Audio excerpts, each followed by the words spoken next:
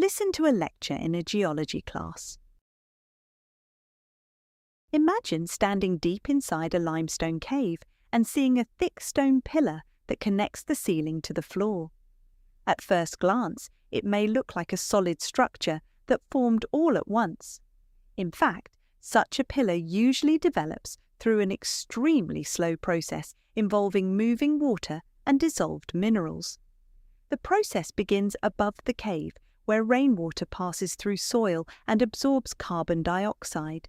This slightly acidic water then moves through cracks in limestone, dissolving small amounts of calcium carbonate along the way.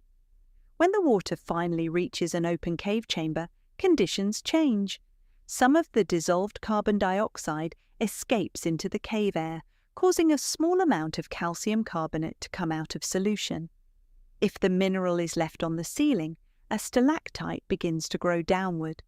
If drops fall to the floor below, they can leave more mineral behind and gradually build a stalagmite upward. Over many centuries, these two formations may meet, creating a column. Researchers emphasize that this is not a simple uniform process. Because growth depends on factors such as drip rate, airflow, temperature, and mineral content, columns vary greatly in shape, width, and texture, even within the same cave passage. Now answer each question based on what you hear in the lecture.